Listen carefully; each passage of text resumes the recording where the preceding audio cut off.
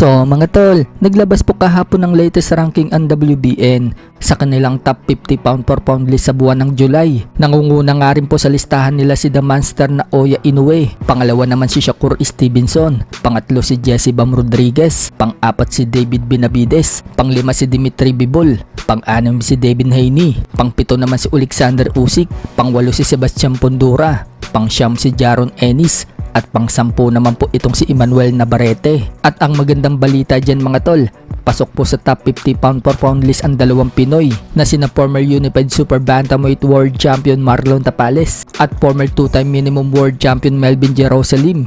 Nasa rank number 30 po si Tapales habang nasa rank number 38 naman po si Jerusalem. So yan nga lang po ang dalawang Pinoy na nakapasok sa ranking ng pound for pound sa WBN. Tinalo pa nga nila mga tol si Ryan Garcia na nasa rank number 45. Sa kabilang banda naman mga tol, marami po ang napareact sa post natin sa Facebook page kung saan tinanong po natin dyan mga tol kung sino ang mananalo kung sakaling maglaban ang dalawang Pinoy na sina Janrel Casimero versus Carl-James Martin. Halos karamihan nga po ng comment mga tol, si Casimero ang pinapaboran ng mga fans. Hindi pa daw uubra itong si Carl-James Martin kay Casimero. Knockout lang daw ang sasapitin ni Martin. Maging nga po ang bare knuckle super welterweight world champion na si Rolando D.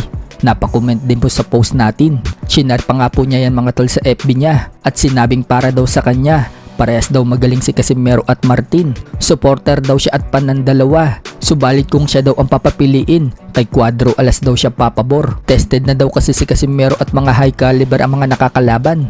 Habang si Martin, bagamat very talented kid, pero hindi pa daw ito ganun ka-tested pagdating daw sa quality opposition. Pero minsan daw sa boxing, hindi mo daw ma-judge yung data kasi lahat pwedeng mangyari. Kumbaga ang tinutukoy dyan ni Rolando di mga tol, minsan hindi mo inaasahan na mananalo pero yun pa yung nananalo. Yan nga po yung tinatawag mga tol na upset sa boxing. Subalit kung data daw ang pagbabasihan, dihado daw itong si Martin kay Casimero. Pero para naman po kay Martin mga tol, handang-handa na daw siya at hinug na para sa gupain ng mga high caliber na sina Casimero at Inoue. Sa ngayon mga tol, masusubukan itong si Martin sa paparating niyang labang kapag natuloy ang laban niya dito kay David Picasso sa October. Diyan masusubukan si Martin mga tol kung hinug na nga ba talaga siya. Kung matatandaan po kasi, nakalaban na po ni Inoue itong si David Picasso. Bagamat tinalo po ni Inoue itong si Picasso, umabot po sa desisyon yung laban na yan. Hindi man lang napatumba ni Inoue si Picasso. Kaya kung mapapatumba ni Martin itong si Picasso,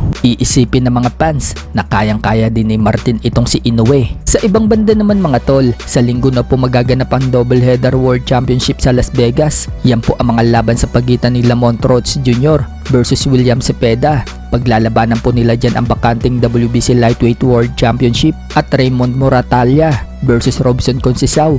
Paglalabanan naman po nila dyan ang IBF Lightweight World Championship belt na hawak ni Raymond Moratalla. Undercard nga din po dyan mga tol yung batang sumisikat ngayon na sumasama dati kay Manny Pacquiao sa training at maging kay Casimero na si Dillian Capetillo. Pangatlong laban na nga po yan ni Dillian Capetillo sa kanyang professional boxing.